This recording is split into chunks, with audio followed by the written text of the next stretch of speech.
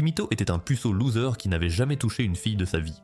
Cependant, tout bascule lorsqu'il est soudainement kidnappé et forcé de devenir le seul garçon dans une école de filles qui n'ont jamais interagi avec un garçon auparavant. Désormais, il va devoir supporter toutes les bombes du lycée qui veulent goûter à sa saucisse. Le jour où il a été kidnappé, Kimito somnolait en classe quand son ami l'a réveillé pour le déjeuner.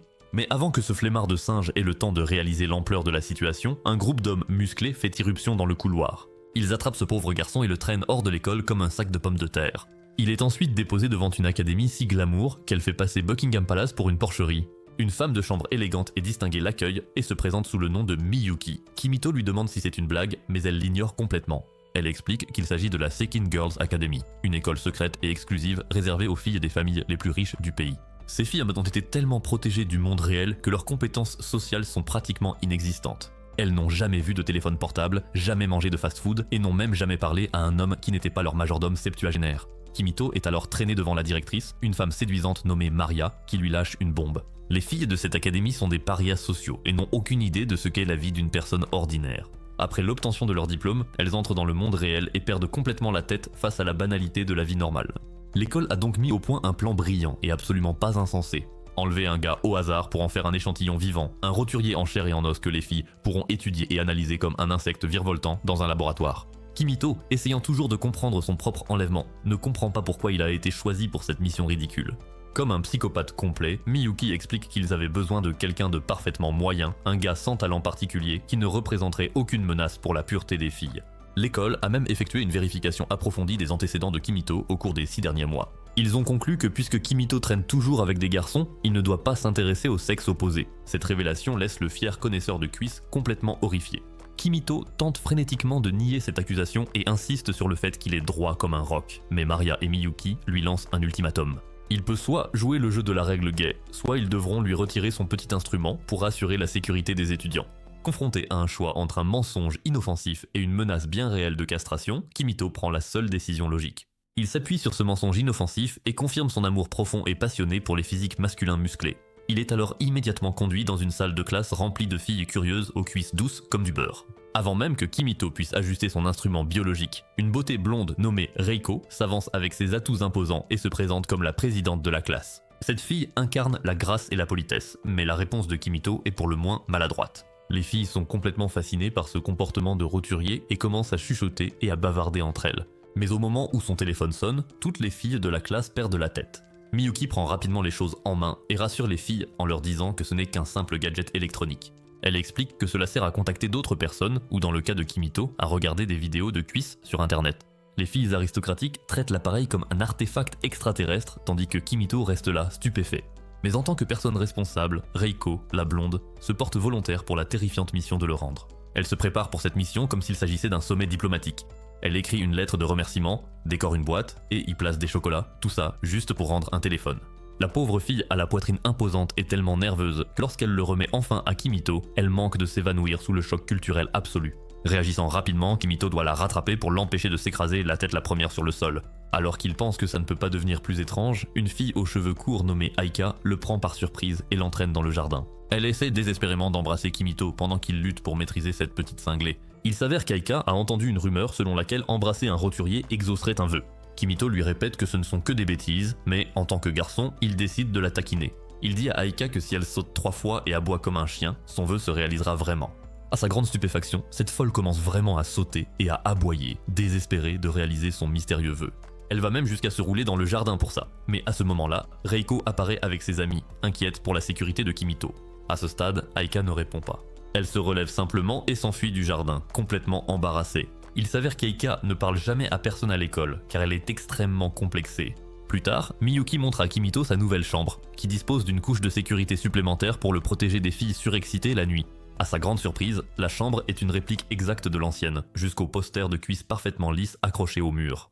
Comme il n'a pas le droit d'être un homme hétéro dans cette école, Kimito les arrache frénétiquement dans la panique. Avant de partir, Miyuki l'informe qu'elle est désormais sa servante personnelle, mais elle précise bien qu'elle n'a aucune intention de l'aider réellement, car elle le trouve bizarre. Dès que Miyuki s'en va, Aika fait irruption dans sa chambre, furieuse que son vœu ne se soit pas réalisé.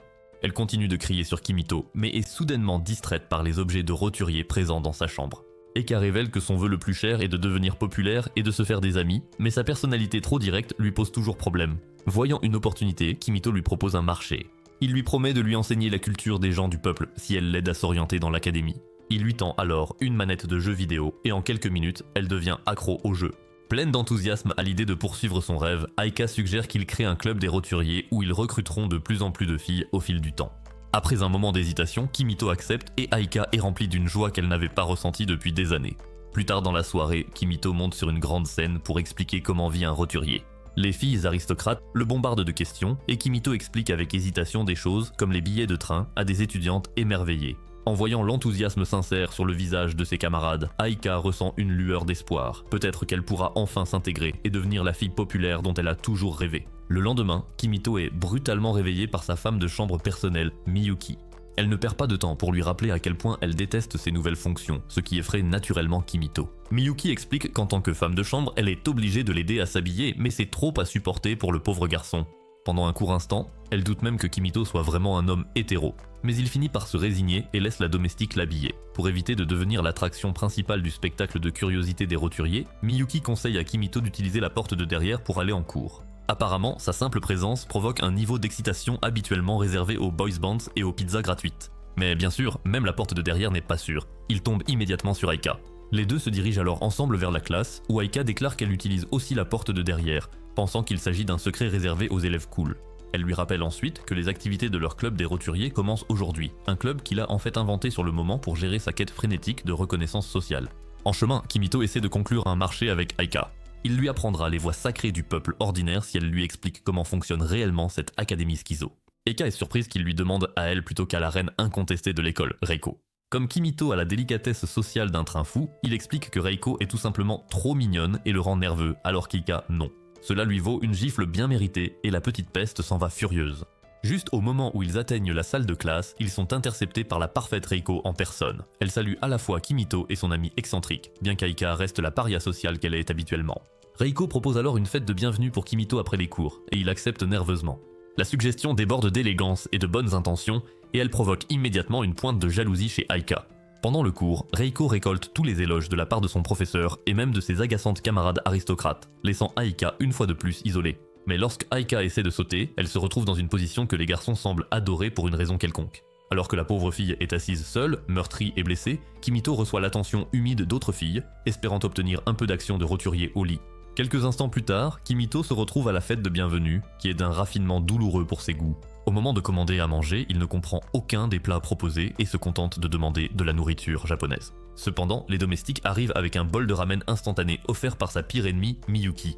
Le geste ressemble moins à un repas attentionné qu'à une pique passive-agressive sur sa position sociale. Mais Reiko et les autres filles sont complètement déconcertées par le concept de nouilles instantanées, fixant le bol comme s'il s'agissait d'un artefact extraterrestre. Kimito explique qu'il suffit simplement d'ajouter de l'eau chaude pour les cuire, une révélation qui sidère leurs esprits naïfs et protégés. Il leur propose d'y goûter et les filles présentent aussitôt leur plus beau bol en porcelaine et leur cuillère en argent. Elles deviennent instantanément accros au goût, leur visage s'illuminant de joie pure à la découverte de cette nourriture bon marché et industrielle. Pendant ce temps, Aika est aperçue en train de manger seule, marmonnant qu'elle préfère la solitude. Plus tard dans la soirée, ils s'habillent tous pour la soirée dansante, où Reiko porte un toast à Kimito. Un orchestre de cuivre entame un morceau et les élèves commencent à danser comme un essaim de moustiques. Reiko remarque que Kimito a l'air mal à l'aise et lui demande ce qui ne va pas. Il avoue qu'il ne sait pas danser, car ce n'est pas vraiment un passe-temps courant dans le monde des gens ordinaires. Mais voyant sa déception, Kimito accepte à contre-cœur d'essayer. Ce qui suit est un spectacle de mouvements maladroits et gauches que les autres filles prennent pour de véritables pas de danse de roturier. Il manque de faire valser Reiko à travers la pièce, ce qui aurait pu être désastreux, mais il parvient à la rattraper dans une inclinaison spectaculaire. Pour une raison totalement incompréhensible, cette prestation chaotique vaut à Kimito une salve d'applaudissements de toute la salle remplie de filles stupides. Kimito retrouve enfin Aika pour leur réunion du club des roturiers. Elle se fâche contre lui parce qu'il est en retard, mais Kimito explique qu'il a été retenu par la fête d'accueil infernale. Aika est impatiente de commencer sa transformation en fille populaire et lui demande à quoi servent les livres. Kimito explique que ce sont des mangas, mais la petite peste n'a aucune idée de ce que c'est. Il lui explique comment les lire et Aika se plonge dedans, devenant complètement absorbée par l'histoire. Elle passe des heures et des heures à lire les mangas, sans se rendre compte que Kimito la regarde avec des yeux pleins de convoitise. Son innocence est pleinement visible lorsqu'elle commence à croire que ces histoires exagérées sont réelles. Aika pense que tous les adolescents roturiers doivent avoir des super pouvoirs, alors maintenant elle veut devenir une médium surnaturelle et asservir le roturier pour satisfaire ses désirs nocturnes. Kimito n'a jamais rencontré quelqu'un d'aussi stupide, alors il décide de troller cette petite fille et joue le jeu. Il lui apprend comment invoquer ses pouvoirs et Aika les met immédiatement à l'épreuve, essayant d'arrêter le temps. Alors qu'elle reste perplexe, Kimito, le maître farceur, fait semblant d'être figé sur place. Convaincue de posséder des pouvoirs divins, Aika le nargue et saute partout dans la pièce, folle de joie. Elle soulève sa jupe devant le visage de Kimito et va même jusqu'à s'approcher pour l'embrasser sur les lèvres. Mais le pauvre garçon ne supporte pas la pression et sort de son rôle. Eika pense qu'elle ne peut arrêter le temps qu'1 minute, mais à ce moment-là, Kimito lui révèle qu'il faisait juste une blague. Une fois de plus, la furieuse Aika lui assène un solide uppercut en plein visage. Pendant ce temps, Reiko prend un bain chaud avec ses pastèques imposantes, rêvant d'une nuit torride avec Kimito. Mais au moment où elle ouvre la porte pour sortir, elle tombe sur Kimito, qui a l'occasion d'admirer chaque courbe de son corps majestueux. Après un moment de gêne, il s'excuse abondamment et s'enfuit comme un enfant effrayé. Cependant, Reiko est complètement amoureuse de lui et se met à rougir de façon incontrôlable. Le lendemain, en classe, ils s'assoient ensemble et Reiko est sur un petit nuage, rêvant secrètement de l'épouser. Puisque son innocence a été compromise la nuit dernière, Reiko veut offrir son corps à Kimito et agit comme une véritable idiote, laissant toute la classe stupéfaite. Le matin se lève à l'académie des filles Seikain, où Kimito est brutalement réveillée par sa pire ennemie, la domestique Miyuki. Elle révèle que les parents de Kimito ont accepté de le faire passer pour gay en échange d'une rénovation complète de la maison et d'une magnifique salle de bain.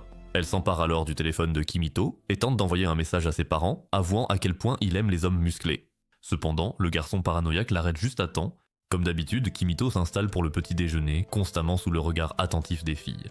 Il a depuis longtemps compris que la vie privée est pratiquement inexistante pour lui dans cette académie. Cherchant un peu de solitude, il s'assoit seul dans l'enceinte de l'académie, où il remarque une petite fille en train de griffonner furieusement des équations mathématiques complexes sur le sol. Elle est complètement dans son propre monde, presque comme si elle était sous l'effet de narcotiques. Kimito s'approche d'elle avec curiosité, mais soudain, la fille commence à enlever ses vêtements tout en griffonnant dans une position mondialement connue. Kimito couvre immédiatement la fille, mais à ce moment-là, il remarque que quelques filles s'approchent d'eux. Agissant rapidement, il emmène la petite fille dans sa chambre. Kimito apprend qu'elle s'appelle Aqua et qu'elle est une véritable génie des maths, qui se perd dans les équations et oublie parfois des choses basiques comme ses vêtements. Aqua avoue qu'elle n'arrive pas à s'habiller correctement, alors Kimito intervient à contre-cœur pour l'aider.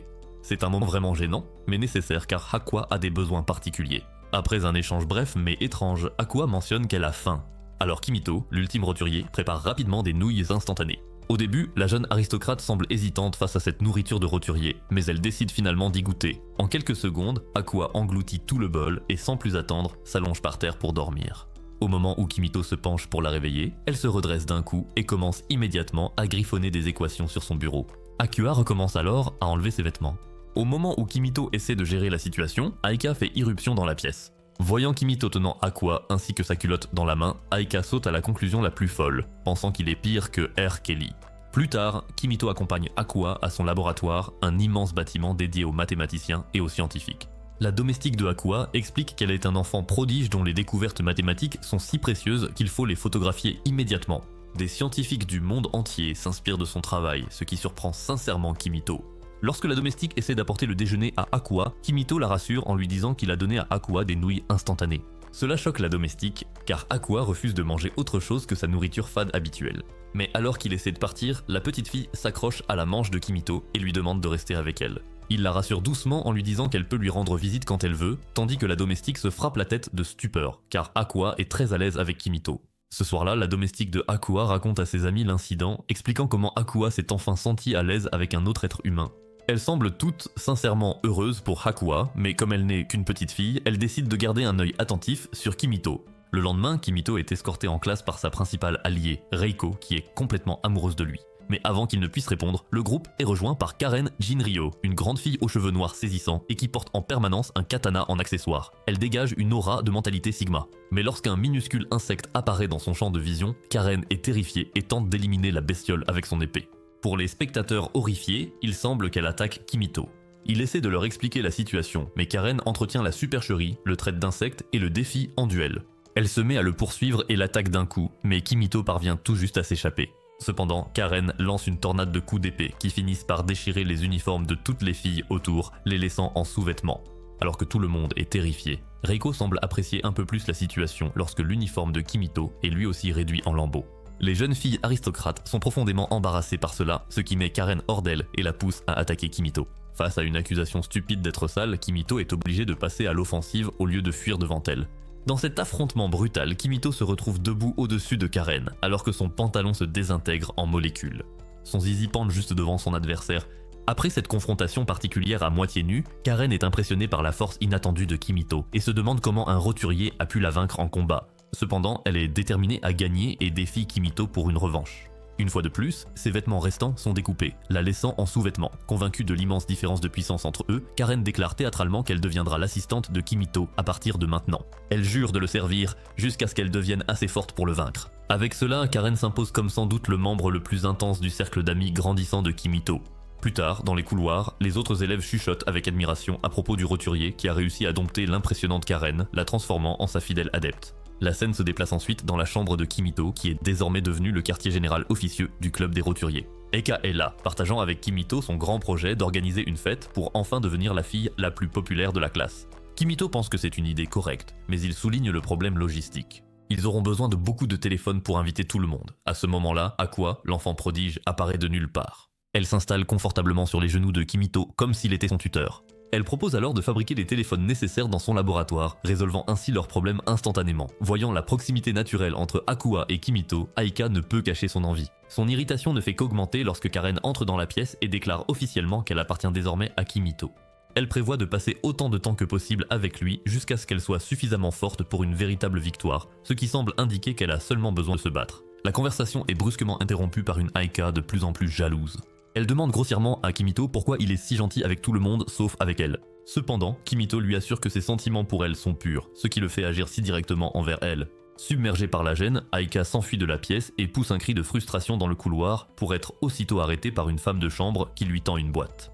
Eka revient dans la pièce avec le paquet, révélant des téléphones portables personnalisés que Aqua avait fabriqués pour eux. Comme les appareils ne sont pas connectés à internet, Aqua se propose de pirater le Wi-Fi de l'académie. Eka est maintenant folle de joie grâce à la petite génie et propose qu'ils prennent un selfie ensemble. Alors qu'elle essaie de prendre une photo d'elle-même, de Kimito et de Aqua, Karen avoue timidement qu'elle aimerait aussi être sur la photo. C'est un moment à la fois simple et gênant, mais il marque la formation officielle des membres principaux du club des roturiers à l'académie Seikain. Le lendemain, Reiko et ses amis coincent Kimito en classe, espérant passer un moment avec lui. Elle l'invite à une fête de thé dans sa chambre, une distraction destinée à le faire tomber amoureux de ses airbags gigantesques. L'une de ses amies manque de révéler leurs véritables intentions, mais Reiko lui couvre immédiatement la bouche. Avant même que Kimito ne puisse réagir à l'invitation, Aika surgit tel un oiseau territorial, lui attrape le bras et lui rappelle qu'ils ont une réunion urgente du club des roturiers. Lorsque les autres filles la pressent de questions, Aika se referme, trop timide pour expliquer les activités étranges du club. Sans plus d'explications, elle entraîne Kimito dans le couloir et lui rappelle leur plan dont Kimito ne se souvient même pas avoir parlé. Une fois à l'intérieur, Kimito s'excuse auprès d'une Reiko déçue, qui lui souhaite à contre-cœur bonne chance. Pendant ce temps, dans la chambre de Reiko, ses amis sont déjà en train de bavarder sur la proximité récente entre Kimito et Aika. Cependant, Reiko insiste sur le fait qu'Aika étant une fille têtue, Kimito ne fait que lui donner des conseils pour devenir plus sociable. Mais les filles friandes de commérage ne s'intéressent pas à une explication aussi innocente et suggèrent que Kimito et Aika doivent en réalité former un couple. Reiko essaie de maîtriser ses émotions et serre la chaise, car elle aussi voudrait goûter à ce morceau de Kimito. Cependant, ses amis vont jusqu'à suggérer qu'Aika a déjà embrassé Kimito dans sa chambre puisqu'ils sont toujours ensemble. Rien que cette idée plonge la romantique désespérée Reiko dans une spirale. Submergée par la jalousie et le désespoir, elle pousse un cri dramatique et s'enfuit de la pièce en larmes, laissant ses amis complètement perplexes. Pendant ce temps, Kimito et Aika ne font que planifier une fête pour toute l'école, dressant la liste de tous les plats et boissons de roturiers à servir. De retour en classe, Kimito remarque qu'une des amies de Reiko pleure comme une madeleine et décide de jouer les héros. Pendant ce temps, Reiko aussi fond en larmes, vêtue du moins de vêtements possible. C'est alors que Kimito frappe à sa porte, lui demandant ce qui ne va pas, mais Reiko insiste sur le fait qu'elle ne peut pas lui parler. Mais après quelques paroles réconfortantes, la laiterie finit par ouvrir la porte. Au moment où leurs regards se croisent, ils réalisent tous les deux qu'en cet instant, Reiko ressemble exactement à Bonnie Blue et sont surpris en même temps. Quelques instants plus tard, ils partagent une tasse de thé et elle lui avoue qu'elle a perdu son sang-froid et crié sur son ami. Kimito écoute patiemment son histoire et en voyant les larmes dans ses yeux, il se décide à arranger ce petit bazar stupide. Il retourne alors dans sa chambre, espérant y trouver un peu de calme, pour découvrir qu'Aika, toujours aussi agaçante, l'attend. Il s'avère qu'elle espionnait tout le mélodrame et qu'elle est déjà parfaitement au courant de la situation. Kimito veut aider Reiko à tout prix et commence à élaborer un plan.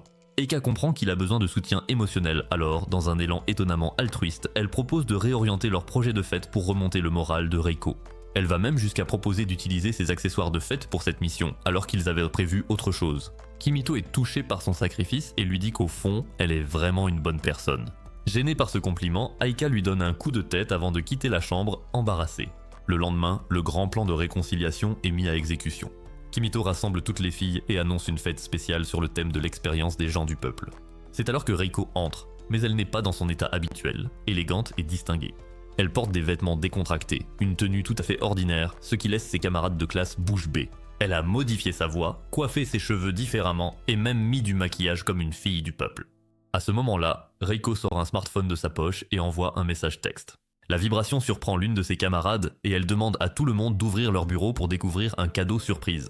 Ils ont tous un tout nouveau smartphone, et Reiko leur apprend même à s'en servir. Elle présente ensuite des excuses sincères à son ami par message, comme une petite amie toxique. Les deux traversent alors un cycle d'émotions intenses et enterrent la hache de guerre avec un selfie gênant. Bientôt, toute la classe devient obsédée par ces nouveaux gadgets, ce qui rend papa Kimito fou de joie. Plus tard, Reiko remercie Kimito de l'avoir aidé à se réconcilier avec son ami. Kimito est simplement content d'avoir pu aider, mais Reiko prévoit déjà de lui avouer ses sentiments. Malheureusement, cette tête de chou stupide l'interrompt pour expliquer que toute la fête était en réalité l'idée d'Aika. Il ajoute qu'Aika voulait organiser une fête pour elle-même, mais a finalement décidé d'aider Reiko à la place. C'est vraiment la pire chose qu'il pouvait dire alors que Reiko est prête à se jeter sur son instrument biologique. En apprenant qu'Aika était la véritable instigatrice de ce grand geste, Reiko sombre dans une frénésie. Elle s'enfuit les larmes aux yeux et fonce directement dans la chambre de Kimito où Aika est allongée en train de lire des bandes dessinées. Sans se retenir, Reiko déclare à quel point elle déteste Aika et va même jusqu'à la traiter d'idiote. Aika se lève aussitôt d'un bond et réplique que Reiko devrait plutôt la remercier. En quelques secondes, les deux se retrouvent engagés dans une véritable lutte sur le lit de Kimito. Pendant ce temps, Kimito ne peut que les regarder, hypnotisé par leurs cuisses qui se frottent l'une contre l'autre. Lorsqu'il finit par reprendre ses esprits et tente d'intervenir, il reçoit un coussin en pleine figure. Après le départ de Reiko, Kimito et Aika partagent un moment de calme. Aika se confie sur son passé, expliquant qu'elle était autrefois comme les autres filles. Mais en cours moyen 1, une grave maladie accompagnée d'une forte fièvre a tout changé, car à son réveil, une partie de ses souvenirs avait disparu et sa personnalité avait changé. Elle dit à Kimito que la dispute avec Reiko ne la dérange pas, car au moins maintenant, elle a ses jeux vidéo et ses mangas pour lui tenir compagnie. Juste au moment où l'ambiance devient sentimentale, Karen et Aqua font irruption, chacune tenant une demande pour rejoindre officiellement le club des roturiers. Quelques instants plus tard, Reiko arrive elle aussi et exige de rejoindre leur club. Alors que Kimito se lève pour gérer la situation, Aika refuse de laisser ses rivales entrer dans leur club exclusif à deux. Cependant, Kimito veut que tout le monde soit inclus et Reiko le remercie avec ses cuisses. Malheureusement, ce doux moment dégénère rapidement en chaos. Reiko et Aika commencent à se chamailler. Aqua est soudainement inspirée et commence à griffonner des équations sur le mur, tandis que Karen essaie de la prendre en photo. Au milieu de ce chaos, Miyuki entre avec une énorme paire de ciseaux pour castrer le zizi de Kimito. Dans un effort désespéré pour sauver sa virilité, Kimito diffuse une vidéo d'hommes musclés et avoue bruyamment son amour pour les hommes barbus. Cette déclaration fiche tout le monde sur place, laissant les filles complètement choquées et perplexes. Dans la scène suivante, on voit une station de radio stérile et insonorisée à la place de l'académie. Cette fille, c'est Eri Hanai, une chanteuse et comédienne de doublage célèbre qui se trouve aussi être l'amie d'enfance de Kimito. Elle vient tout juste de terminer une émission de radio, mais elle n'a pas l'air très heureuse. Eri reçoit un message de Kimito, qui apparemment a complimenté sa voix d'une manière qu'il n'y a que lui pour rendre agaçante. De retour à l'académie Seikain, Kimito se réveille devant un spectacle familier, un petit génie nu dormant paisiblement dans son lit. Il aide la fille à s'habiller et il se dirige vers la cuisine. Comme cette tête de pomme de terre n'a rien d'autre que des pommes de terre dans son réfrigérateur, il commence à les éplucher pendant que Hanai attend poliment à côté de lui. Alors que Kimito écrase les pommes de terre, elle se joint à lui pour préparer un gâteau de pommes de terre. Il est sincèrement impressionné de voir ce génie certifié avoir du mal avec l'acte simple de cuisiner. Cependant, l'effort mental est trop intense pour elle, et Hanai enlève soudainement ses vêtements et commence à griffonner des équations complexes sur tous les murs. Le pauvre garçon fait tout ce qu'il peut pour éviter que la situation ne devienne encore plus gênante. Après le goûter, Aqua se confie à Kimito sur le fait qu'elle n'a jamais eu de véritable enfance. Lorsque Kimito lui demande ce qu'elle faisait en grandissant, Aqua affirme qu'elle dessinait beaucoup de schémas de circuits CPU. En entendant cela, il lui pose quelques devinettes stupides sur les grenouilles, mais elle n'arrive pas à trouver la bonne réponse. Comme la génie a l'habitude de tout savoir, elle refuse d'abandonner. Cependant, elle n'arrive pas à résoudre la question du roturier et finit par s'énerver contre lui. Plus tard, alors qu'il raccompagne Aqua à son laboratoire, il remarque une peluche faite main qui lui ressemble exactement, mais elle pousse rapidement Kimito hors de sa chambre et claque la porte, gênée. Pendant ce temps, les autres membres du club des roturiers tiennent un conseil de guerre secret. Reiko, Karen et Aika se sont réunis pour discuter de ce qu'elles appellent le problème Aqua. Elle bouillonne de jalousie face à toute l'attention que Kimito porte à la petite Jenny, se plaignant qu'Akua a une méthode infaillible pour obtenir ce qu'elle veut. Chaque fois que Kimito l'ignore, elle se déshabille complètement et commence à gribouiller sur les murs, un acte qui attire immédiatement toute son attention. Un instant, Reiko se demande si elle aussi ne devrait pas se déshabiller devant lui, impatiente de goûter à cette carotte de roturier. Karen semble avoir des sentiments pour Akua et est prête à éliminer Kimito à tout prix. Finalement, les filles parviennent à un accord. Elles doivent vaincre Akua afin que Kimito se retrouve seule. Plus tard, elles attendent Akua dans la chambre de Kimito, comme une bande d'ex-petites amies collantes. Mais lorsqu'elle arrive à la recherche de Kimito, elle est déçue de constater qu'il n'est pas là. Alors qu'elle s'apprête à partir, Karen bloque la sortie et les filles insistent sur le fait qu'elles peuvent s'amuser ensemble en tant qu'amies, même sans Kimito. Ce qui suit est une tentative douloureuse et maladroite de forcer une amitié. Les filles lui proposent du thé et des pâtisseries, qu'elle ignore complètement au profit de la lecture d'un manga. Karen essaie même de la nourrir à la main, mais Akua ne réagit pas. Même après s'être déguisée en Kimito, son plan se retourne complètement contre elle. Après plusieurs tentatives infructueuses pour obtenir une réaction, Reiko demande à Miyuki d'apporter le plat préféré de Akua. Cela attire enfin son attention, et la petite fille accepte de manger. Maintenant, bien sûr, une Akua rassasiée est une Akua inspirée. Elle essaie d'enlever ses vêtements et le mur redevient sa toile. Les filles essaient de l'arrêter, mais c'est comme essayer de raisonner un ouragan. Lorsque Akua finit enfin par s'épuiser et s'endormir, les filles sont mentalement et émotionnellement vidées. Elles regardent la fillette endormie, puis le mur couvert d'équations, et comprennent enfin l'épuisement que Kimito doit ressentir chaque jour. C'est alors que la servante de Akua arrive pour la ramener à son laboratoire. Après l'avoir réveillée, la petite fille annonce fièrement qu'elle a passé la journée avec ses nouvelles amies, un commentaire qui fait fondre le cœur des trois filles. Avant de partir, Akua pose à tout le groupe la stupide devinette de la grenouille de Kimito. Tandis que la blonde et la brune restent bouche bée, Aika, la rousse, donne la bonne réponse. Le visage de la petite fille s'illumine lorsqu'elle réalise qu'Aika a quelque chose de plus que de simples ballons brillants. Le lendemain, Kimito parle à une fille qui semble être en colère contre lui. Il s'avère qu'il joue à un simulateur de rencontre sur sa console portable. L'intérêt amoureux principal du jeu est doublé par son ami d'enfance, Eri Hanai, et il flirte avec le personnage 2D comme un parfait bêta. Au moment où il s'apprête à embrasser l'écran, Aika entre dans sa chambre et remarque ce type bizarre en train de parler à une fille virtuelle. Pendant un instant, elle se fâche contre lui parce qu'il parle en secret à d'autres filles. Cependant, Kimito explique que, puisque le personnage 2 dimensions de ce jeu est doublé par son ami Eri, il y joue pour soutenir son travail. Aika est intriguée par ce concept et insiste pour essayer ce jeu. Il lui explique la situation et Aika, intriguée, décide de tenter l'expérience. Elle est immédiatement captivée, rougissant et se sentant embarrassée alors qu'elle développe une connexion étrange façon 50 nuances degrés avec le protagoniste du jeu, si bien que Kimito quitte la pièce pour lui laisser un peu d'intimité. Eka est tellement absorbée par le personnage en 2 dimensions qu'elle en oublie qu'elle est en réalité dans le lit de Kimito. C'est alors que Reiko entre dans la pièce à la recherche de Kimito, et qu'elle lui dit d'aller attendre dehors, mais Reiko insiste pour attendre le retour de Kimito. À présent, les deux filles se retrouvent seules dans la tanière du lion, la chambre d'un roturier. Leur curiosité naturelle prend le dessus et elles commencent à fouiller. Leur première grande découverte est la collection de mangas de Kimito. Après avoir remarqué que chaque couverture met en scène une fille à la poitrine énorme, elles en viennent à la seule conclusion logique que leur esprit protégé peut imaginer. Kimito est un énorme pervers qui ne s'intéresse qu'aux filles. Cependant, Aika se désintéresse de cette enquête et quitte la pièce pour aller chercher quelque chose dans le mini-frigo de Kimito. Les filles protégées sont choquées de trouver une bouteille de soda dans son frigo, un objet totalement inconnu pour elles. Eka affirme qu'elle l'a trouvée la première et veut la boire seule et Reiko accepte à contre-cœur. Mais en voyant sa déception, Aika accepte nerveusement de partager la boisson du roturier avec elle. Plus tard, les filles s'installent dans la chambre de Kimito et versent le soda pour enfin le goûter. Après un moment d'hésitation, elles prennent toutes les deux une gorgée. Cependant, le pétillement agressif choque leur système digestif fragile et elles recrachent simultanément la boisson l'une sur l'autre. Trempées et collantes, elles n'ont d'autre choix que d'enlever leurs uniformes. Cela laisse les filles dans la chambre de Kimito en sous-vêtements seulement. Cependant, une dispute éclate immédiatement sur la bonne façon de plier les vêtements d'Aika. De fil en aiguille, les filles se retrouvent à se chamailler et à rouler sur le lit de Kimito, formant un tas maladroit et compromettant. Et c'est précisément à ce moment de chaos total que Kimito revient de sa réunion. Ses yeux s'écarquillent en découvrant l'incroyable spectacle de ses 2 principales prétendantes, à moitié nues et emmêlées ensemble sur son lit. Plus tard, Kimito est convoqué dans le bureau de la directrice, où il est accueilli par la proviseure et Miyuki, dont l'expression impassible rivalise sérieusement avec celle de Jason Statham. Elles ont une nouvelle révolutionnaire à lui annoncer. La construction d'un site spécial pour leur prochaine sortie scolaire est terminée. Miyuki révèle qu'ils ont construit tout un parc à thème appelé Shomon Land.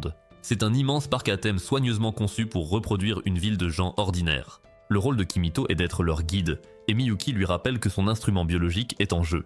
Avec la menace de la castration suspendue au-dessus de sa tête comme une guillotine, Kimito n'a d'autre choix que d'accepter son nouveau rôle de guide touristique. Le très attendu voyage vers Shomonland commence.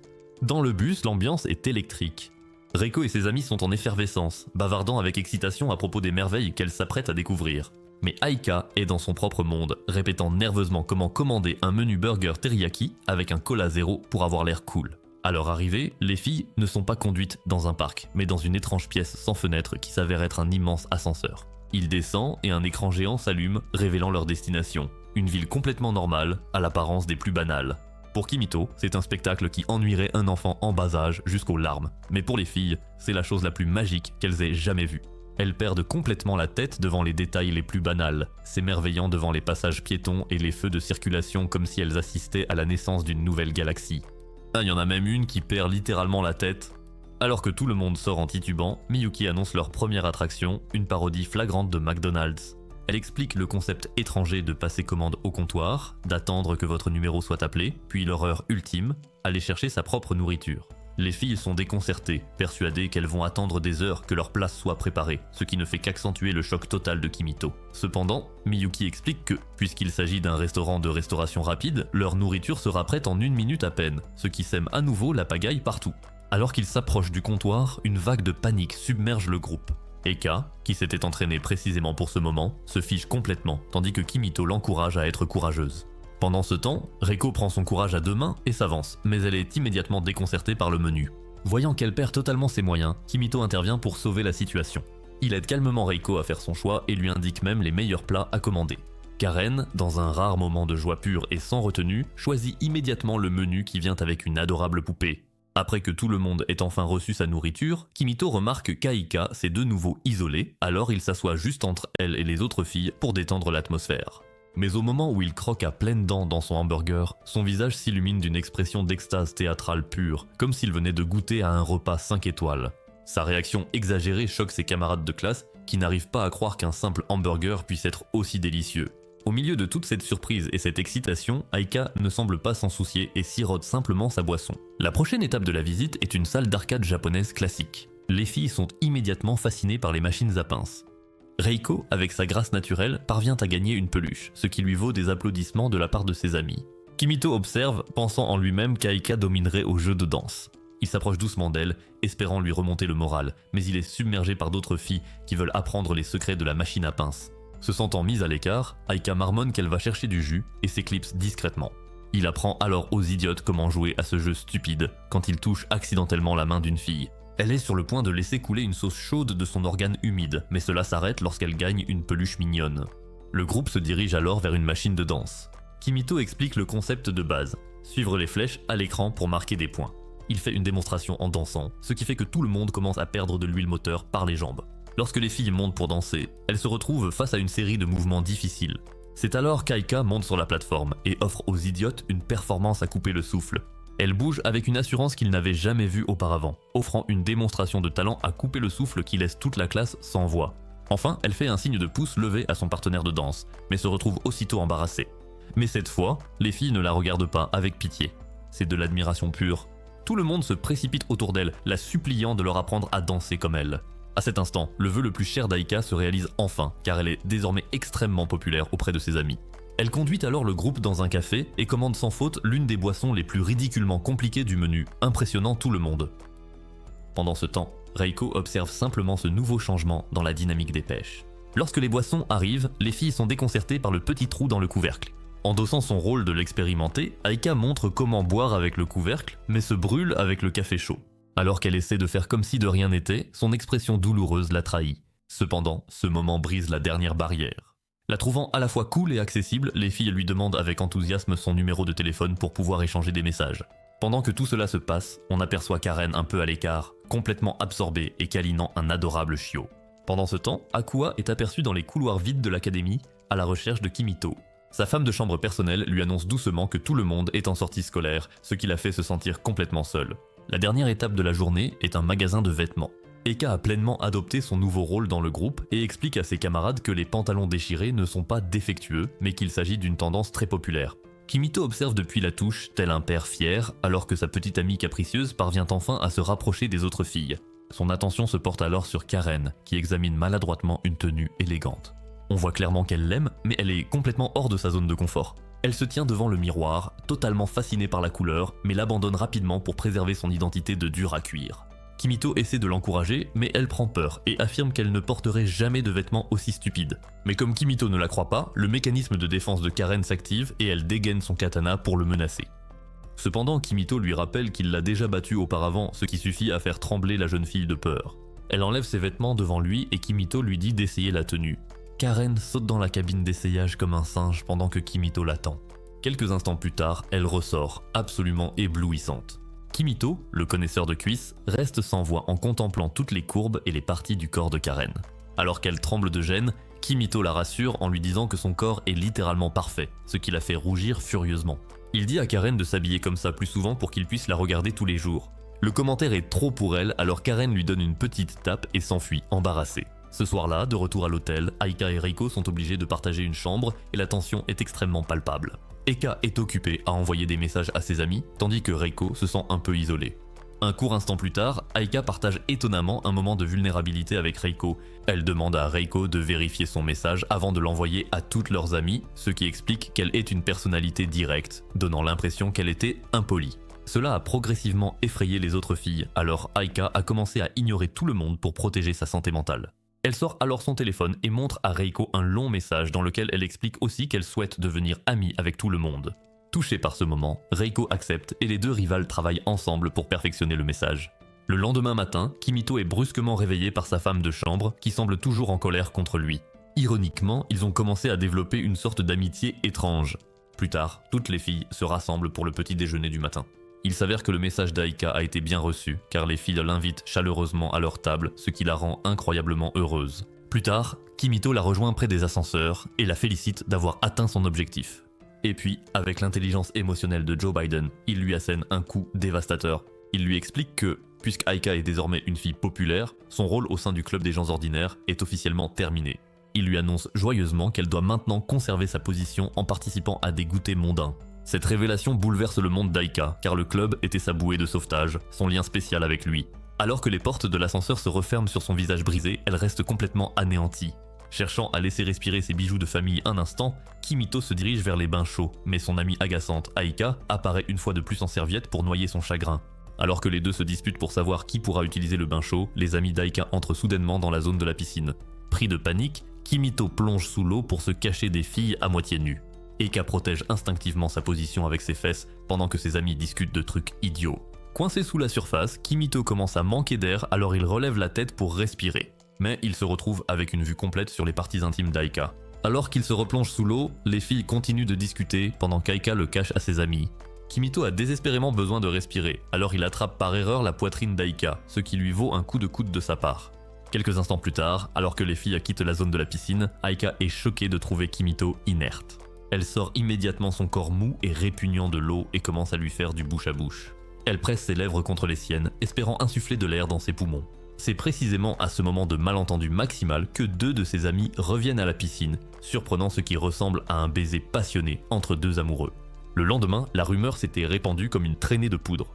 Toute l'académie est en effervescence à l'idée que Kimito et Aika forment un couple. Le connaisseur de cuisses, complètement perdu, s'approche d'Aika pour comprendre ce qui se passe. Mais à ce moment-là, une Karen furieuse s'approche de lui et lui assène un violent coup de poing au visage avant de s'enfuir. De retour dans la chambre de Kimito, le club des plébéiens se réunit en urgence. Eka affirme qu'elle n'a pas embrassé Kimito, ce qui soulage la gracieuse Reiko. Elle dit à Aika de dissiper le malentendu et d'envoyer un message à toutes ses amies. Mais à ce moment-là, Kimito entre dans la pièce et Aika décide d'attendre un peu plus longtemps avant d'envoyer ce message. Cela provoque une nouvelle dispute entre les deux filles. Le lendemain matin, Miyuki est aperçue marchant seule dans le jardin de l'académie. Elle croise une jeune fille aristocrate qui fait son jogging matinal. Cependant, elle ne comprend pas pourquoi Miyuki travaille comme servante. On découvre que Miyuki appartient à une famille d'un statut incroyablement élevé, ce qui rend sa position de femme de chambre très mystérieuse. Cependant, elle ignore poliment la jeune aristocrate et s'éloigne. Miyuki entre ensuite dans la chambre de Kimito pour le réveiller. Mais, à la surprise générale, elle l'embrasse doucement sur les lèvres. Comme toujours, Kimito se réveille avec Miyuki qui le fixe de ses yeux perçants. La journée commence avec Kimito qui montre à Aika une nouvelle merveille du monde des roturiers, une application de voyance. La fille animée en 2D dans l'application affirme qu'Aika dit tout ce qui lui passe par la tête et se vexe pour un rien. Cela l'enthousiasme énormément et elle est persuadée que l'application peut aussi prédire l'avenir. Lorsque Kimito mentionne que sa couleur porte-bonheur est le vert, Aika s'habille entièrement en vert pour rester chanceuse en permanence. Pour activer cela complètement, Kimito insiste sur le fait qu'elle doit porter des feuilles vertes dans les mains et exécuter une danse spéciale pour attirer la chance. Aika est difficile à piéger, mais cette fois, elle croit aux mensonges de Kimito et commence à danser comme le frère d'Andrew Tate. Alors qu'elle s'entraîne de façon comique à ce geste, les autres filles arrivent et assistent à ce spectacle étrange. Après que Kimito a expliqué la situation, les filles décident de tester l'application. Elle décrit Reiko comme un papillon social, et Karen comme une personne dure en apparence mais en réalité très sensible. Pour Aqua, c'est encore plus précis, car la voyante 2D la qualifie de scientifique à la vision créative. Cependant, Karen refuse de croire qu'elle est sensible et tente de se battre avec Kimito. Quand il refait le test, l'application traite Karen d'écervelée avec de grosses fesses, ce qui la rend furieuse. Cependant, le vrai plaisir commence avec le test de compatibilité, et tout le monde accepte d'y participer, ce qui commence à intimider légèrement Kimito. Il décide de suivre l'ordre alphabétique, et Aika passe la première pour vérifier sa compatibilité avec Kimito. Alors que les filles se penchent au-dessus de lui avec leurs éponges dégoûtantes pour voir les résultats, elle découvre qu'elle a obtenu un score de compatibilité de 80% avec Kimito. Eika devient folle de joie en apprenant qu'ils pourraient former un couple très amoureux et elle pousse un cri d'excitation. Reiko passe ensuite au test de compatibilité et obtient un score impressionnant de 90%, battant facilement la petite Aika. En réalisant qu'elle pourrait même coucher avec Kimito avec un tel score, Reiko ne peut pas contenir son imagination. Elle commence à rêvasser à sa nuit avec Kimito pendant qu'Aika bouillonne de colère. Pendant ce temps, Aqua obtient un score parfaitement neutre de 50% qu'elle accepte avec un détachement logique. Karen, qui refusait au départ, finit par céder à la pression de ses camarades. À la surprise générale, elle obtient un score de compatibilité dévastateur de 0% et furieuse, elle dégaine son katana. C'est alors que Kimito se rend compte qu'il a fait une erreur avec la date de naissance et refait le test. Cela donne un score parfait de 100% de compatibilité, et précise également que ses avances romantiques deviendront plus agressives. Alors qu'Aika et Reiko se battent pour obtenir le score parfait, elle commence à modifier les détails pour devenir la partenaire idéale de Kimito. Cela crée une ambiance étrange dans la pièce, alors que les deux filles se battent pendant que Karen, fascinée par Kimito, commence à s'imaginer des choses avec lui. À ce moment-là, Karen devient la voix de la raison et dit aux filles de contrôler leurs hormones. Cependant, elle finit par être entraînée dans cette dispute. Aqua se tourne vers Kimito et il comprend immédiatement qu'elle a faim. Voyant là une occasion d'échapper au chaos, Kimito s'éclipse avec elle pour aller préparer un gâteau de pommes de terre. Le lendemain, Miyuki le réveille avec sa présence gothique habituelle, mais cette fois, Kimito lui demande pourquoi elle est toujours aussi proche de lui le matin. Tandis que Miyuki reste silencieuse, il suggère que l'alarme de son téléphone pourrait lui faciliter la tâche, mais elle affirme que c'est son devoir et qu'elle doit le réveiller comme une étrange personne. Cependant, lorsque Kimito mentionne que l'utilisation d'une alarme téléphonique va lui faire économiser beaucoup d'énergie, Miyuki propose calmement de casser son téléphone Samsung comme alternative et met fin à la discussion. Plus tard, Kimito regarde des combats de l'UFC dans le couloir pour profiter d'un moment de tranquillité, mais il est interrompu par Karen, qui a l'air timide. Son esprit repense à la prédiction de l'application et elle prend la suggestion au pied de la lettre. Sans réfléchir, elle lance une attaque surprise contre Kimito, qui entaille légèrement sa veste. Immédiatement horrifiée par ce qu'elle vient de faire, sa façade agressive s'effondre et elle insiste pour l'emmener dans sa chambre afin de régler ce combat. Alors que Kimito hésite au début, Karen lui attrape la main et le tire à l'intérieur de sa chambre. Kimito est surpris de découvrir que sa chambre est aussi spartiate qu'un dojo, comme si elle était la cousine de Naruto. Alors qu'elle prépare sa trousse de couture, Karen lui demande de se retourner pendant qu'elle enfile la tenue élégante qu'ils ont achetée ensemble à Showmanland. Quelques secondes plus tard, Kimito sent la présence d'une Karen sexy juste derrière lui et se retourne. Il ne peut s'empêcher de fixer ses énormes coussins moelleux sur sa poitrine et jette même un regard avide à son pantalon. Kimito la complimente sur sa tenue, ce qui la fait rougir. Pendant qu'elle répare méticuleusement sa veste, Kimito mentionne discrètement à quel point Karen ferait une incroyable waifu, une remarque qui la fait complètement perdre son sang-froid. Alors qu'elle lui rend la veste, elle remarque aussi sa chemise déchirée et insiste pour la réparer. Elle force Kimito à l'enlever et la lui retire du corps. Alors que Kimito est allongé au sol, Karen s'approche de lui et contemple son corps répugnant et sale. Elle prend même l'audace de le toucher et comprend pourquoi il est plus fort qu'elle. Sentant son insécurité, Kimito loue son incroyable dévouement et son talent, qualifiant cela de magnifique. Ses paroles sincères la touchent profondément, la laissant troublée et sans voix. Cependant, leur moment sensuel est interrompu par Aika, Reiko et Aqua qui font irruption dans la pièce à leur recherche. Pris de panique, Karen pousse Kimito à moitié nu dans sa penderie. Dans l'obscurité exiguë, Kimito devient soudainement très conscient du tigre de Karen et finit par s'effondrer sur sa poitrine. Cela provoque un léger remue-ménage à l'intérieur, ce qui est trop pour le meuble fragile. En conséquence, la porte de la penderie s'ouvre brusquement, s'effondre et répand son contenu sur le sol. Eika, Reiko et Aqua restent figées, stupéfaites, devant le tas emmêlé et compromettant formé par Kimito torse nu et une Karen mortifiée. Réagissant rapidement, Aika ramasse un téléphone affichant une bande d'hommes musclés que Kimito regardait plus tôt. Nerveusement, Kimito improvise et prétend qu'il était simplement en train de lire l'avenir de Karen, ce qui nécessite qu'il soit à moitié nu. Cependant, Aika a déjà été piégée trop de fois par lui et lui bloque la jambe comme le catcheur sur son téléphone portable. De son côté, Aqua doit gérer les conséquences émotionnelles du test de compatibilité. Elle reste assez mélancolique à cause de son score de 50%. Lorsque sa servante arrive pour prendre de ses nouvelles, elle remarque qu'Aqua a dessiné le visage de Kimito sur son assiette, comme une véritable psychopathe. Elle remarque même la poupée Kimito faite main sur la table de chevet et commence à s'inquiéter pour sa santé mentale. En conséquence, la servante convoque une réunion d'urgence avec ses collègues et le verdict est unanime, la petite génie est amoureuse. Remplie d'un sentiment de juste mission, les servantes pêches échafaudent un plan grandiose et élaboré pour que Kimito tombe amoureux de Aqua. Pendant ce temps, au club des roturiers, Kimito donne un cours sur un autre aspect étrange de son monde, les maid cafés. Tandis que les filles ont leurs propres idées sur ce que cela pourrait être, Kimito explique qu'il s'agit de restaurants à thème où les serveuses jouent le rôle de domestiques. C'est un vrai casse-tête pour les jeunes filles qui écoutent curieusement ce discours décousu. Kimito ajoute que les servantes dans le monde des roturiers sont très différentes des professionnels présentes dans cette académie. Lorsque Reiko lui demande s'il aime les servantes, Kimito acquiesce, car dans sa société, avoir une servante relève presque du fantasme. En entendant cela, Reiko déclare qu'ils doivent immédiatement réserver une séance à la cafétéria de l'académie pour enquêter sur ce fantasme de roturier de première main. Lorsque Kimito arrive, il découvre que ses amies se sont totalement prises au jeu. Elles sont toutes habillées en uniforme de soubrette à volant, prêtes à le servir. Reiko, endossant le rôle de chef des servantes, l'appelle théâtralement maître. Kimito explique que les serveuses de café doivent servir leurs clients avec amour, et Aika devient jalouse que Reiko monopolise son attention. Cependant, Kimito détourne leur attention, et leur apprend que si jamais ils commandent une boisson, elles doivent la lui apporter avec le véritable amour. Comme les filles n'ont aucune idée de ce que ce type louche raconte, Karen le menace de faire une démonstration. Alors Kimito se lève et leur montre comment la nourriture doit être servie avec amour, agissant presque comme un James Charles japonais. Les filles trouvent cela complètement ridicule et laissent ce pseudo Jeffrey Epstein tout seul dans le café. Pendant ce temps, le conseil des soubrettes apprend que Kimito est attiré par les servantes et commence ses propres préparatifs. Plus tard, Aika apporte une omelette au riz pour Kimito et essaie de la servir avec amour, mais elle trouve ça extrêmement gênant. Karen dessine un lapin blessé avec du ketchup sur son assiette, comme une amatrice de céréales Anna, tout en faisant semblant de saigner dessus. La douce Aqua essaie de divertir Kimito en jouant à pierre, feuille, ciseaux, mais elle est finalement arrêtée par Reiko.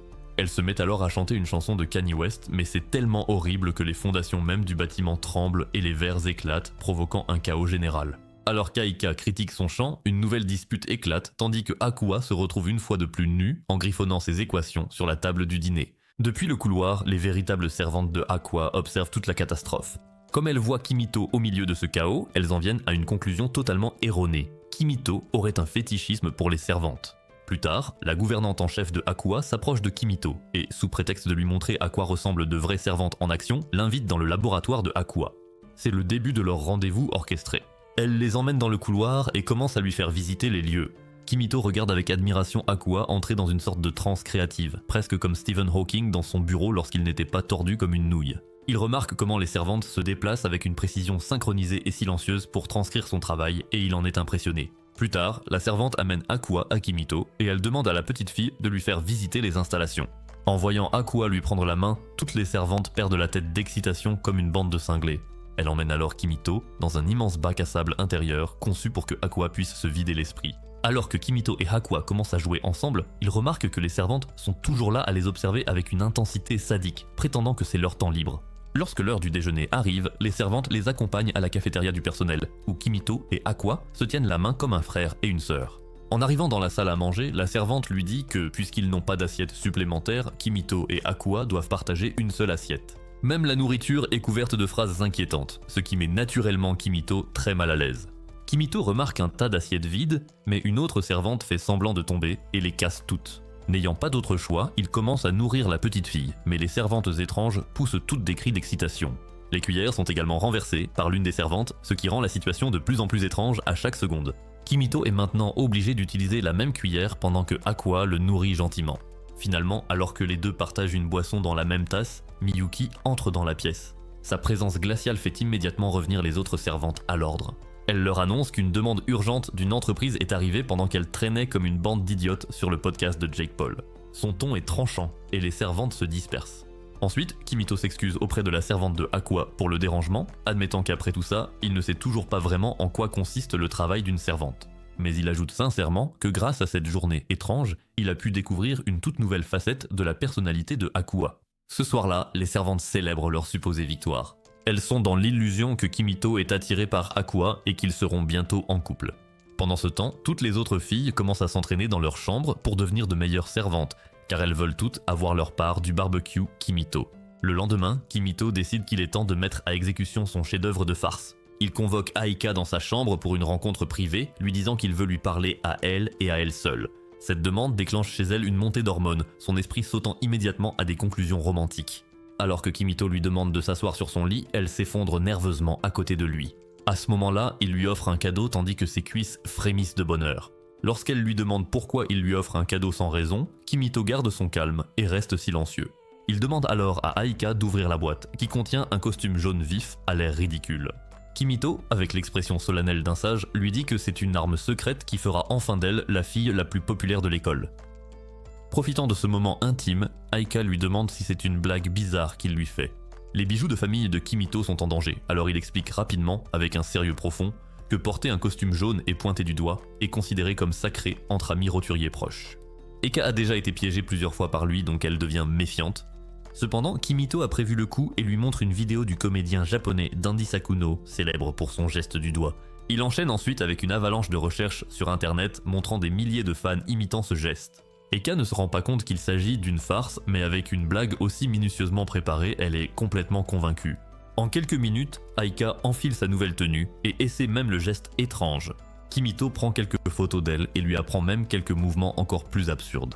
Alors que la jeune fille célèbre en imitant une célébrité célèbre, Kimito se prépare à se faire frapper après avoir révélé la vérité sur sa blague. Mais à ce moment-là, Aika s'enfuit de la pièce, impatiente de répandre la bonne parole du geste du doigt à toute l'académie.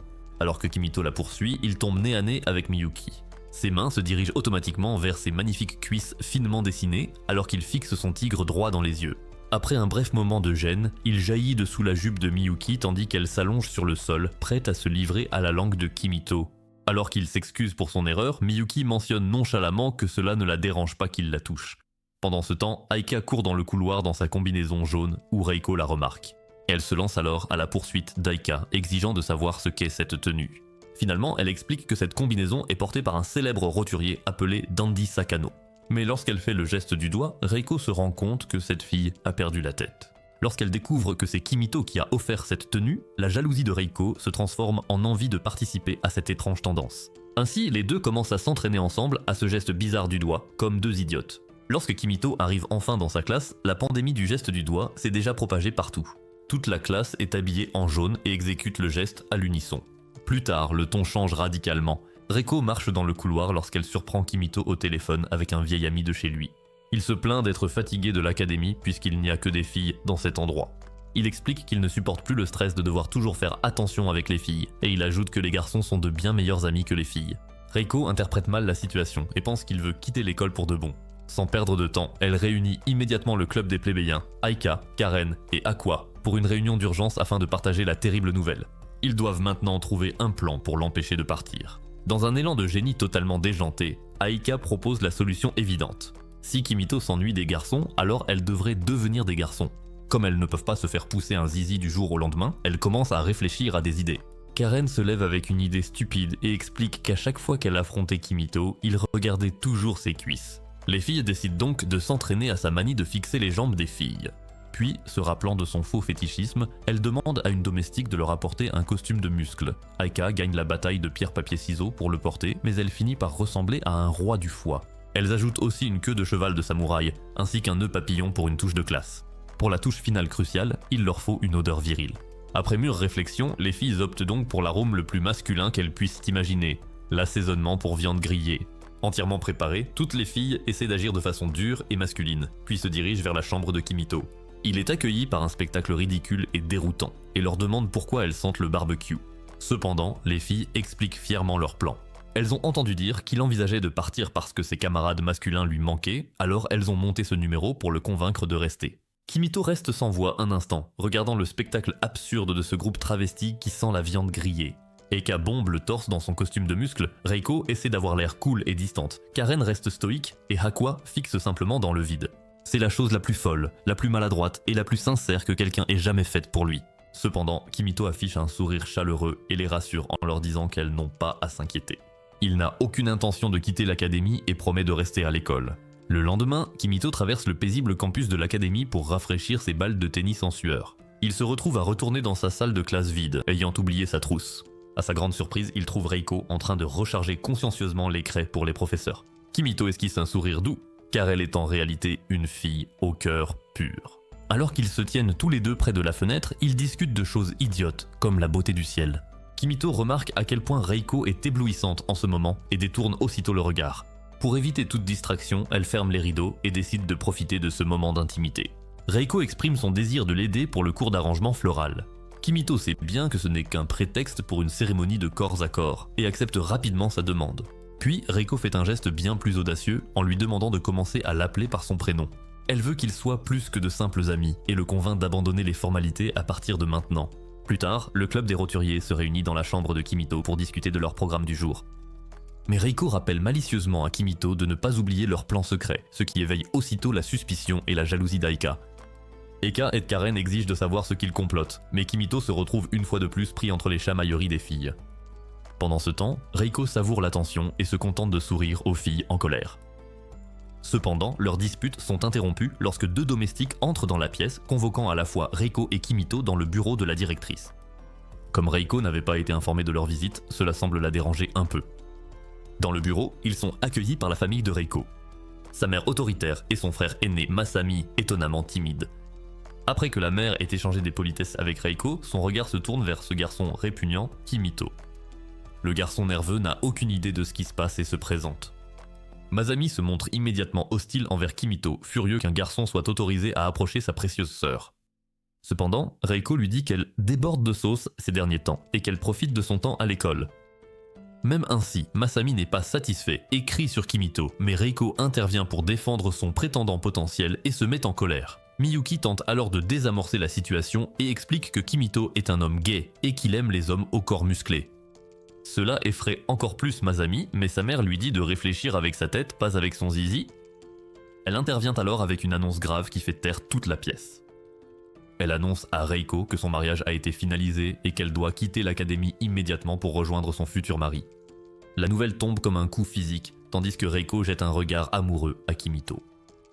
En voyant cela, la mère lui demande de quitter la pièce et il sort tristement. Il se sent comme Adin Ross face à Andrew Tate. De retour dans la salle du club, Kimito annonce la terrible nouvelle concernant Reiko. Les filles sont stupéfaites d'entendre cela et elles restent toutes là, le visage abattu. Kimito fait remarquer que Reiko est clairement malheureuse et propose qu'il fasse quelque chose pour empêcher les fiançailles. Il ne comprend pas comment la mère de Reiko peut faire quelque chose d'aussi cruel à sa propre fille. Cela galvanise le groupe avec un nouvel objectif, alors qu'ils s'associent tous une dernière fois. Plus tard, dans la cour, ils croisent de nouveau Masami. Il est clairement opposé au mariage de Reiko et tente frénétiquement de donner son adresse email à Kimito pour coordonner un plan. Cependant, sa mère apparaît soudainement et le force à partir avant qu'il ne puisse élaborer un plan. Ce soir-là, les membres du club se réunissent sans Reiko, mais l'ambiance est vide et déprimante. Chacun commence à imaginer sa vie sans Reiko et il est douloureusement évident que tout le monde voulait vraiment taper sur cette grosse boîte de thon. Dans un moment de développement de personnages incroyable, Aika, la plus grande rivale de Reiko, admet qu'elle est inquiète et qu'elle ne peut pas rester là sans rien faire. Portée par un nouveau sentiment de solidarité, Aika décide d'appeler Reiko, mais les téléphones de l'école sont restreints. Cependant, Akua fait sa magie et désactive facilement le limiteur, transformant les téléphones en portables normaux. Ce soir-là, Aika passe l'appel, ce qui rend Reiko extrêmement heureuse. Les deux commencent à discuter, mais Reiko essaie de rester fidèle à son devoir, disant qu'elle doit obéir aux ordres de sa famille. Aika l'écoute, les larmes aux yeux, et lui dit d'arrêter d'agir comme un président républicain avant les élections. Elle rappelle à Reiko que si elle part, elle sera seule en cours de sport, et qu'elle est une amie précieuse pour eux tous. Finalement, Reiko perd sa contenance et avoue qu'elle ne veut pas se marier et qu'elle veut rester avec ses amis pour toujours. C'était tout ce dont Aika avait besoin. Elle promet à Reiko d'être patiente jusqu'à ce qu'elle trouve un moyen de la sauver. Le lendemain, Aika révèle que Reiko veut rester à l'académie. La mission de sauvetage est donc lancée. Aqua récupère immédiatement l'adresse email de Masami et un plan est mis en place.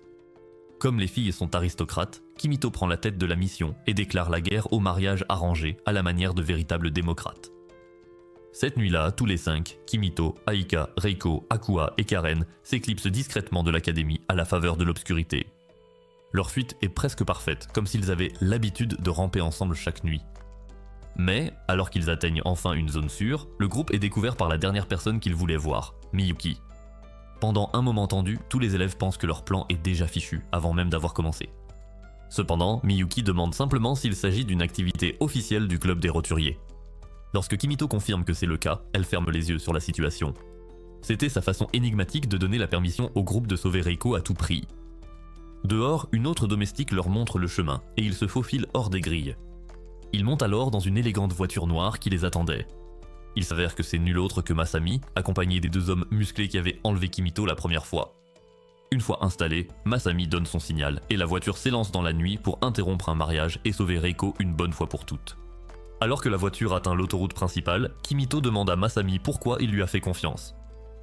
Masami explique que puisqu'il est lui-même un aristocrate, il ne peut pas être celui qui interrompt un mariage familial. C'est une logique stupide, mais elle se tient. Bientôt, la voiture s'arrête sur une colline, surplombant le manoir de la famille de Reiko. Comme le domaine est envahi par des gardes de sécurité supplémentaires, Masami comprend que son plan a été découvert. Il nomme donc Kimito commandant de cette mission et se porte volontaire pour risquer sa vie pour sa sœur. Karen, quant à elle, est déterminée à utiliser ses épées pour vaincre les gardes, car, pour elle, ce n'est pas une menace, c'est une invitation. Avant que quiconque puisse élaborer un véritable plan, Karen saute de la colline et fonce tête baissée dans la mêlée. Elle dégaine son épée à la manière de Sasuke, alertant tous les gardes à proximité. Puis Karen lance sa première attaque, fendant le sol comme un gâteau d'anniversaire. Après avoir éliminé tous les gardes, Karen décide de lancer son attaque la plus puissante. Son épée crée une lame de feu si puissante qu'elle creuse un énorme trou dans le mur du manoir, ouvrant une large entrée pour les amis de Reiko. À ce moment-là, ils sont encerclés par une nuée de gardes de sécurité, ne laissant aucune issue possible. Mais Karen encourage tout le monde à entrer dans le bâtiment pendant qu'elle s'occupe des affreux gardes de sécurité. Elle déchaîne alors sa technique tourbillonnante emblématique, un vortex tournoyant de coups d'épée qui dépouille les gardes de tous leurs uniformes. De leur côté, Kimito, Aika et Aqua se précipitent à l'intérieur. Mais leur chemin est immédiatement bloqué par le majordome de la famille, Takemiya, un homme qui a l'air de posséder une Bugatti orange. Il s'approche de Masami et tente de le convaincre d'abandonner ce combat contre sa propre famille. Mais il ignore le majordome et fonce sur lui. Malheureusement, son attaque est interceptée par Takemiya, ce qui fait s'effondrer Masami au sol. Mais la bataille ne fait que commencer, ces deux-là s'engagent dans un duel féroce et à haut risque, tandis que Kimito, Aika et Aqua poursuivent leur avancée. Une fois à l'intérieur, ils rencontrent le prochain niveau de sécurité, un essaim de drones high-tech prêt à les attaquer. Mais Aika s'abandonne à sa confiance délirante, saisit un vase à proximité et le brise en morceaux. Elle lance alors habilement les morceaux brisés comme des soldats ukrainiens abattant les drones un à un. Cependant, leur victoire est de courte durée, car une série de lourdes portes de sécurité commence à se refermer derrière eux, menaçant de les enfermer. Mais la petite génie Aqua cherche la salle de contrôle, afin de pirater le système pour intercepter les portes. Malheureusement, la dernière porte se referme trop vite, ce qui provoque de l'anxiété chez tout le monde. C'est alors que les 2 hommes musclés de la voiture surgissent de nulle part, retenant la lourde porte métallique à la seule force de leurs bras. Aqua se faufile à travers et commence immédiatement à pirater l'ordinateur principal du manoir. En quelques secondes à peine, toutes les portes métalliques s'ouvrent à nouveau. Cependant, ils se retrouvent face à leur dernier ennemi, un robot géant digne des Power Rangers qui bloque leur chemin vers la salle de réunion. Mais avant que le robot ne puisse les écraser, Karen fait une réapparition spectaculaire, désormais inexplicablement vêtue d'une tenue de samouraï complète. D'un seul coup dévastateur totalement absurde, elle tranche le robot en deux d'un geste net. Dans une attaque finale, elle parvient à désactiver le robot mais déchire aussitôt ses vêtements, se retrouvant entièrement nue au sommet du robot. Le combat entre Takemiya et Masami devient encore plus brutal, aucun des deux ne semblant perdre en endurance. Avec le passage dégagé, Aqua utilise sa dernière magie. Elle pirate les drones restants et les reconfigure en une paire de chaussures fusées de fortune pour Kimito. Il traverse le couloir du manoir à toute vitesse et fait irruption dans la salle de réunion officielle, juste au moment où les fiançailles sont sur le point d'être officialisées. Voyant cela, la mère de Reiko se lève et lui demande poliment de partir, mais Kimito déclare son désaccord total et absolu avec le mariage arrangé. La mère de Reiko, froide et implacable, lui répond qu'un roturier ne pourrait jamais comprendre l'importance de leur tradition. Au moment où Aika et Aqua entrent dans la pièce, Reiko commence à trembler de douleur car cela fait 10 heures qu'elle n'a pas reniflé l'omelette de Kimito. En réponse, Kimito prononce un discours sincère, affirmant qu'en dépit de leur monde différent, ils ont tous réussi à devenir des amis précieux, et que les énormes pastèques de Reiko sont nécessaires à l'académie à des fins de recherche. Karen arrive également avec ses airbags à peine couverts pour détourner l'attention de tout le monde. Eka intervient aussi, et les larmes aux yeux, elle annonce que Reiko a la plus belle poitrine de l'académie. Finalement, ils font tous leur stupide geste du doigt pour montrer leur soutien à Reiko. Enfin, les larmes coulant de ses yeux, Reiko parvient à retrouver sa voix. Elle se lève et annonce qu'elle va quitter la famille. Sa mère la met en garde contre les conséquences. Elle va perdre son statut, son droit de fréquenter l'académie, et deviendra une fille ordinaire. Kimito intervient immédiatement, lui assurant qu'il n'y a aucun problème, qu'elle peut venir vivre chez lui. Il éloigne Reiko de sa mère et lui promet de la rendre heureuse. Cette déclaration pousse finalement le père de Reiko à soutenir sa décision. Dans un dernier rebondissement stupéfiant, la mère de Reiko se met à rire comme une sorcière. Il s'avère que toute cette épreuve avait été orchestrée pour tester la capacité de Reiko à s'affirmer. Elle dit à sa fille qu'elle est libre d'épouser qui elle veut, puis se tourne vers Kimito et lui demande de prendre soin d'elle pour toujours. Une déclaration que tout le monde dans la pièce interprète comme une demande en mariage. Cela provoque un débat dans la pièce car les autres filles commencent à devenir jalouses. La scène revient à l'académie dans le chaos familier de la chambre de Kimito. Il essaie de s'excuser auprès de Reiko pour le malentendu causé par ses paroles. Cependant, elle rappelle simplement à Kimito de commencer à l'appeler par son prénom. Avant qu'il ne puisse régler quoi que ce soit, les autres filles interviennent. Les anciennes disputes reprennent, un débat animé sur celle qui a le plus de droits sur l'affection de Kimito. Alors qu'Aika et Reiko se chamaillent, Karen regarde la scène en poussant un soupir frustré et Akua, inspiré par l'énergie passionnée de la pièce, enlève ses vêtements et commence à griffonner des équations sur le mur. Le club des roturiers est de nouveau réuni et leur dynamique parfaitement dysfonctionnelle est restaurée. Si vous voulez voir plus de vidéos comme celle-ci, écrivez Gigapaf en commentaire ci-dessous. D'ici là, abonnez-vous, aimez et partagez cette vidéo avec tous vos amis.